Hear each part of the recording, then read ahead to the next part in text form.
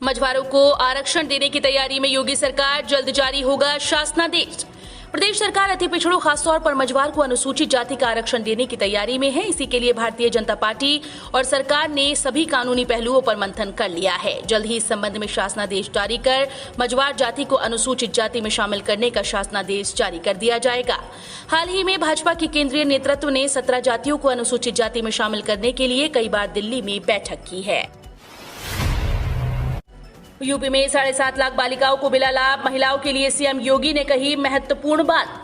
आधी आबादी को नजरअंदाज कर कोई भी समाज, कोई भी प्रदेश या देश समर्थ नहीं बन सकता। नारी सशक्तिकरण का यह अभियान प्रदेश और देश को समर्थ बनाने का ही हिस्सा है। सीएम योगी ने ये बात महिला और बालिकाओं की सुरक्षा, सम्मान और स्वावलंबन के लिए यूपी सरकार द्वारा संचालित मिशन शक्ति के तीसरे चरण की शुरुआत के दौरान कही। मिशन शक्ति के तीसरे चरण का यह अभियान 31 दिसंबर 2021 तक चलेगा। उन्होंने कहा कि आज राज्य के सभी 75 जिलों में मिशन शक्ति कार्यक्रम का आयोजन किया गया है। 24 अगस्त से तैयार होगी मेरिट लिस्ट। इन अभ्यर्थियों का आवेदन होगा कैंसिल। उत्तर प्रदेश में पंचायत सहायक कम डेटा एंट्री ऑपरेटर के 58,000 से ज्यादा पदों पर भर्ती की जानी है। आवेदन करने की अंतिम तारीख 17 अगस्त 2021 थी, जिसके बाद अब मेरिट लिस्ट तैयार की जा रही है। उम्मीद है कि इन भर्तियों के लिए मेरिट लिस्ट 24 अगस्त से तैयार की जाएगी। खास बात यह है कि इस नौकरी के लिए अभ्यर्थियों को किसी तरह की परीक्षा नहीं देनी होगी। मेरिट लिस्ट अभ्यर्थियों को इंटरमीडिएट में मिले नंबर के आधार पर तैयार की जाएगी। दिल्ली से अयोध्या को जोड़ेगी बुलेट ट्रेन। यूपी के शहरों में भी होगा स्टॉपेज। धर्मनगरी अयोध्या को बुलेट ट्रेन से जोड़ने की कवायद तेज हो गई। रेल मंत्रालय के national high speed rail corporation के अधिकारियों ने अयोध्या में सर्वे किया है। कॉर्पोरेशन के एग्जीक्यूटिव डायरेक्टर अनूप अग्रवाल कल अयोध्या में थे, जहां उन्होंने अयोध्या विकास प्राधिकरण के अधिकारियों के साथ बैठक की। बुलेट ट्रेन के माध्यम से दिल्ली, अयोध्या, प्रयागराज, वाराणसी राजधानी सहित धार्मिक नगरियों को जोड़ा जाएगा। वाराणसी में ओम प्रकाश राजभर ने कहा, अमिताभ ठाकुर आए हमारे साथ, 2022 में विधानसभा भेजेंगे। मुख्यमंत्री योगी आदित्यनाथ के खिलाफ विधानसभा चुनाव लड़ने का ऐलान करने वाले पूर्व आईपीएस अधिकारी को सुहलदेव भारतीय समाज पार्टी के अध्यक्ष ओम प्रकाश राजभर ने अपनी पार्टी में आने का ऑफर दिया है। शनिवार को वाराणसी पहुंचे सुभा सपा अध्यक्ष ने भाजपा पर हमला बोला। रोहनिया में आयोजित अति पिछड़ा अति दलित सम्मेलन में भाग लेने से पहले सर्किट हाउस में पत्रकारों से बात करते हुए ओम प्रकाश राजभर ने कहा कि अमिताभ ठाकुर को खुला निमंत्रण है कि वो हमारी पार्टी में आए। सितंबर से हर महीने यूपी के 2 दौरे करेंगे प्रधानमंत्री नरेंद्र मोदी। योजनाओं का शिलान्यास व लोकार्पण करेंगे। सितंबर से हर माह प्रधानमंत्री मोदी के प्रदेश में 2 कार्यक्रम होंगे। केंद्र व प्रदेश सरकार की विकास परियोजनाओं के शिलान्यास, लोकार्पण व उद्घाटन के साथ सभाएं भी होंगी। इसमें पार्टी के दिग्गज भी शामिल होंगे। उत्तर प्रदेश में चुनावी बिसात बिछाने के लिए भाजपा प्रदेश में 3 अलग अलग यात्राएं निकलेंगी। इनके जरिए पार्टी मोदी योगी सरकार की उपलब्धियों के साथ अयोध्या में राम मंदिर के निर्माण, जम्मू कश्मीर से अनुच्छेद 370 की समाप्ति, ट्रिपल तलाक की समाप्ति, भव्य कुंभ आयोजन और अयोध्या में दीपोत्सव जैसे सांस्कृतिक राष्ट्रवाद के एजेंडे को धार देगी। यूपी के स्कूल्स में शुरू होगी हैप्पीनेस क्लासेस। इन जिलों से होगी शुरुआत। यूपी का अब अपना हैप्पीनेस पाठ्यक्रम होगा। इससे पहले 16 जिलों में पायलट के तौर पर लागू किया जाएगा और फिर सफलता मिलने पर इसे पूरे प्रदेश में लागू किया जाएगा। इसके लिए राज्य शैक्षिक अनुसंधान और प्रशिक्षण परिषद ने शिक्षकों के साथ बैठक कर पाठ्यक्रम की तैयारी पर काम करना शुरू कर दिया है। नई शिक्षा नीति में इस पर विशेष बल दिया गया है। एक बार पहले भी हैप्पीनेस पाठ्यक्रम लागू करने की कवायद हो चुकी है, लेकिन तब इसके लिए राज्य ने अपना पाठ्यक्रम तैयार नहीं किया था। 25 अगस्त से 6 प्रदेशों के लिए रोडवेज बसें चलवाएगी यूपी सरकार। कोरोना कर्फ्यू हटने के बाद एक बार फिर से अंतर्राज्यीय बस सेवाएं शुरू होंगी। इससे लखनऊ समेत यूपी के 6 राज्यों के बीच सफर आसान हो जाएगा। अभी तक लखनऊ समेत यूपी से दिल्ली और उत्तराखंड की बसें चल रही हैं। अब लखनऊ से बिहार, पंजाब, हरियाणा, राजस्थान, मध्य प्रदेश और जम्मू तक के लिए बसों की सेवाएं शुरू होंगी। उत्तर प्रदेश में कोविड कर्फ्यू पूरी तरह से हटाने के बाद अब अंतर्राज्यीय बस सेवाओं के संचालन पर लगी रोक को हटा दिया गया है। अब हिंदी में भी होंगे टेक्निकल एजुकेशन के पाठ्यक्रम। यूपी सरकार ने शुरू की तैयारी। राज्य सरकार अगले 6 महीनों में यूपी की समस्त पॉलिटेक्निक और तकनीकी संस्थानों में पढ़ने वाले छात्र छात्राओं के समावेशी विकास का अभियान चला रही है। इसके तहत हिंदी भाषा में प्राविधिक शिक्षा के पाठ्यक्रम को शुरू करने की बड़ी तैयारी की गई है। सरकार का प्रयास संस्थानों में पढ़ने वाले छात्र छात्राओं की शिक्षा, उनके स्वरोजगार, व्यक्तित्व विकास, संचार कौशल, सांस्कृतिक साक्षरता और रोजगार परक व्यावसायिक स्किल्स का विकास करना है। प्रीपेड स्मार्ट मीटर लगाने से पहले सिस्टम बनाएं स्मार्ट। उपभोक्ता परिषद ने यूपी सरकार को दिया सुझाव। यूपी में करीब 12 लाख स्मार्ट मीटर लग चुके हैं, जिनमें जंपिंग, बत्ती गुल जैसी अनेक समस्याओं से उपभोक्ता परेशान हुए। दोषियों पर कार्रवाई अब तक नहीं हो सकी। इसके उलट केंद्र सरकार ने स्मार्ट प्रीपेड मीटर लगाने की टाइमलाइन 25 मार्च 2025 तय कर दी है। इसमें कृषि को छोड़कर पूरे देश में सभी उपभोक्ताओं के यहां स्मार्ट प्रीपेड मीटर लगाना अनिवार्य होगा। उपभोक्ता परिषद ने सरकार को सुझाव दिया कि प्रदेश में प्रीपेड स्मार्ट मीटर लगाने से पहले सिस्टम को स्मार्ट बना लें। वैक्सीन लगी है तो ओपीडी के लिए कोरोना की जांच जरूरी नहीं। केजीएमयू की ओपीडी दिखाने के लिए मरीजों को बार बार कोरोना जांच कराने के झंझट से मुक्ति मिल गई है। कोरोना वैक्सीन की दोनों डोज लगवा चुके मरीजों को आरटीपीसीआर की नेगेटिव जांच रिपोर्ट दिखाने की जरूरत नहीं। ऐसे मरीजों का सीधे पंजीकरण शुरू हो गया है। सामान्य दिनों में केजीएमयू की ओपीडी में 8 से 10 मरीज देखे जाते थे। कोरोना की दूसरी लहर के बाद खुली ओपीडी में करीब 3000 मरीज ओपीडी में आ चुके हैं।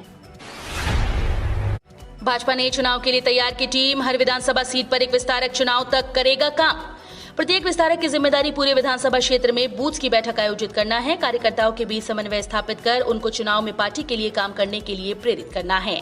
ये विस्तारक अपनी रिपोर्ट सीधे संगठन को देंगे। ऐसे सभी विस्तारकों को विधानसभा चुनाव तक उसी विधानसभा क्षेत्र में प्रवास करना होगा। लखनऊ में डेरा डालने वाले हैं शाह। यात्राओं से माहौल बनाकर यूपी फतेह की तैयारी। उत्तर प्रदेश में अगले साल विधानसभा चुनाव होने हैं। बताया जा रहा है कि अमित शाह जल्द ही लखनऊ आएंगे और यूपी के चुनाव की पूरी कमान अपने हाथों में लेंगे। भाजपा ने चुनावी माहौल बनाने के लिए उत्तर प्रदेश में 4 अलग अलग दिशाओं से यात्रा निकालने का कार्यक्रम बनाया है। इसकी रूपरेखा तय करने की जिम्मेदारी प्रदेश भाजपा संगठन को दी गई है। इन यात्राओं का मकसद कार्यकर्ताओं में उत्साह जगाने के साथ जनता के बीच विपक्ष के झूठ का पर्दाफाश करना भी है। संभलकर भाई, कहीं डबल इंजन की गाड़ी पलट न जाए। अखिलेश यादव ने रोडवेज की बस दिखाकर सीएम योगी पर कसा तंज। उत्तर प्रदेश में विधानसभा चुनाव नजदीक है। ऐसे में समाजवादी पार्टी हर मुद्दे पर योगी आदित्यनाथ को घेरती नजर आ रही है। सपा प्रमुख अखिलेश यादव सीएम योगी पर सीधा हमला बोलते हुए दिखाई दे रहे हैं। सोशल मीडिया और प्रेस कॉन्फ्रेंस के जरिए सपा प्रमुख अपने कार्यकर्ताओं के बीच एक्टिव दिख रहे हैं। उन्होंने एक खबर के जरिए योगी आदित्यनाथ पर निशाना साधते हुए कहा कि संभलकर भाई, कहीं डबल इंजन की गाड़ी पलट न जाए। तालिबान ने भारतीय समेत 150 लोगों को छोड़ा। लौट रहे हैं काबुल एयरपोर्ट। अफगानिस्तान से भारत के लिए बहुत बुरी खबर है। अल इत्तेहाद रूस की एक रिपोर्ट के मुताबिक करीब 150 लोगों का अपहरण कर लिया गया है। इसमें से अधिकतर लोग भारतीय बताए जा रहे हैं। इन लोगों को काबुल एयरपोर्ट के नजदीक से किडनैप किया गया। अल इत्तेहाद ने सूत्रों के हवाले से बताया कि अपहरणकर्ता तालिबान से जुड़े हैं और 8 मिनी वैन में लोगों को तरखिल की ओर ले गए हैं। बाद में अल इत्तेहाद ने बताया कि सभी भारतीय सुरक्षित हैं। जो लोग तालिबान के द्वारा ले जाए गए थे, उनके पासपोर्ट की जांच पड़ताल करने के बाद उन्हें छोड़ दिया गया है। प्रदेश की सियासत में बढ़ेगा संजय निषाद का कद। पिछड़ों को साधने के लिए आगे कर सकती है भाजपा। उत्तर प्रदेश में अगले साल होने वाले विधानसभा चुनाव में पिछड़ों को सहेजने में जुटी भाजपा ने निषाद पार्टी को खास अहमियत देने का संकेत दिया है। दिल्ली में मुख्यमंत्री योगी आदित्यनाथ और प्रदेश भाजपा अध्यक्ष स्वतंत्र देव की मौजूदगी में भाजपा के राष्ट्रीय अध्यक्ष जेपी नड्डा और केंद्रीय गृह मंत्री अमित शाह से हुई मुलाकात में निषाद पार्टी के अध्यक्ष डॉक्टर संजय निषाद को अपने सिंबल पर चुनाव जीतने वाली सीट्स को चिन्हित करके सूची उपलब्ध कराने को कहा गया है। डिप्टी सीएम ने 2022 मिशन के लिए भरी हुंकार। बोले, अखिलेश और मायावती की सरकार में था घोर कलयुग। उप मुख्यमंत्री केशव प्रसाद मौर्य ने हमीरपुर के पुलिस लाइन ग्राउंड में 2022 मिशन के लिए हुंकार भरी। उन्होंने कहा कि सबका साथ और सबका विकास के मूल मंत्र पर अब की बार विपक्षी दलों का खाता जनता बंद कर देगी। अखिलेश यादव और मायावती के बारे में कहा कि इनकी सरकार में घोर कलयुग था, जहां कुछ का साथ और कुछ का विकास हुआ। ठेकेदार और सरकार में शामिल लोगों की मिलीभगत के कारण विकास का कार्य कागज पर होते थे, लेकिन डबल इंजन की सरकार में सबका साथ और सबका विकास के मंत्र पर धरातल पर कार्य हो रहे हैं। पीएम किसान एफपीओ योजना, किसानों को सरकार से मिलेंगे 15 लाख रुपए। केंद्र सरकार की ओर से किसानों की आय बढ़ाने के लिए कई योजनाओं का संचालन किया जा रहा है। इसके तहत किसानों को आर्थिक मदद प्रदान की जाती है। पीएम किसान सम्मान निधि योजना की तरह ही अब केंद्र की मोदी सरकार एक नई योजना की शुरुआत करने जा रही है। इसके तहत किसान संगठन के समूह बनाकर मिलकर काम करेंगे और इन्हें सरकार की ओर से 15 लाख रुपए की मदद की जाएगी। मुद्रा लोन लेकर आप भी शुरू कर सकते हैं खुद का काम। बिना किसी गारंटी के बिजनेस प्लान पर मिलेगा लोन। कल 21 अगस्त को पूरे विश्व में वर्ल्ड एंटरप्रेन्योर डे मनाया जाएगा। अगर आप भी इन दिनों अपना खुद का बिजनेस शुरू करने का प्लान बना रहे हैं तो आपको इसके लिए सस्ते में लोन मिल सकता है। सरकार द्वारा चलाई जा रही मुद्रा योजना के तहत खुद का बिजनेस शुरू करने के लिए आप 10 लाख रुपए तक का लोन ले सकते हैं। 2015 में शुरू हुई इस योजना का मकसद रेहड़ी पटरी वालों से लेकर छोटे कारोबारी को बिना किसी गारंटी के लोन मुहैया कराना है। मोदी सरकार के मंत्री ने आवारा सांड की राहुल गांधी से की तुलना। कांग्रेस ने कहा कैबिनेट से किया जाए बाहर। केंद्रीय मंत्रिमंडल में हाल ही में शामिल किए गए राव साहेब दानवे ने कांग्रेस के पूर्व अध्यक्ष राहुल गांधी की तुलना आवारा सांड से करते हुए नया विवाद खड़ा कर दिया। जन आशीर्वाद यात्रा पर निकले दानवे ने ये कहा कि राहुल गांधी किसी के काम नहीं आ सकते। दानवे के विवादित बोल को असभ्य और चौंकाने वाला बताते हुए कांग्रेस पार्टी ने उन्हें केंद्रीय कैबिनेट से हटाए जाने की मांग की। मराठी में भाषण देते हुए उन्होंने कहा कि राहुल गांधी किसी के काम नहीं आ सकते। वो भगवान को समर्पित सांड की तरह हैं। वो जहां तहां घूमते रहते हैं लेकिन किसी के काम नहीं आते। मैं 20 सालों से लोकसभा में हूं और मैंने उनका काम देखा है। इन प्राइवेट अस्पतालों में होगा कोरोना पॉजिटिव बच्चों का सस्ता इलाज।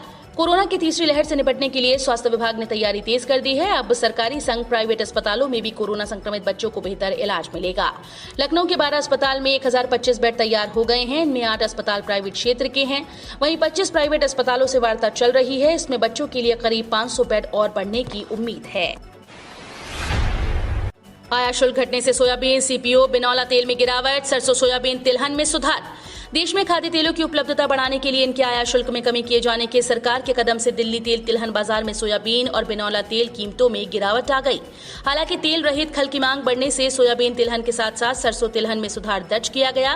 बाजार सूत्रों ने कहा कि सरकार ने सोयाबीन, डीगम और सूरजमुखी तेल के आयात शुल्क को लगभग 8.25% कम किया है। निर्मला सीतारमण ने गंगा एक्सप्रेसवे के लिए जारी किए 5100 करोड़। सीएम योगी की जमकर की तारीफ। जब प्रोत्साहन मिलता है, अवसर मिलता है तो महिला उसमें शामिल होने में कोई संकोच नहीं करती। महिलाएं शामिल होने के बाद परिणाम देने में भी कोई कमी नहीं करती। यही महिला की विशेषता है। केंद्रीय वित्त मंत्री निर्मला सीतारमण महिलाओं और बालिकाओं की सुरक्षा, सम्मान और स्वावलंबन के लिए राज्य सरकार द्वारा संचालित मिशन शक्ति के तीसरे चरण के शुभारंभ पर बोल रही थीं। इस दौरान राज्यपाल आनंदीबेन पटेल और मुख्यमंत्री योगी आदित्यनाथ भी मौजूद रहे। मिशन शक्ति के तीसरे चरण का यह अभियान 31 दिसंबर 2021 तक चलेगा। खुशखबरी, अब किसानों को हर साल 6,000 की जगह मिलेंगे 36,000 रुपए। जल्दी कर लें ये काम।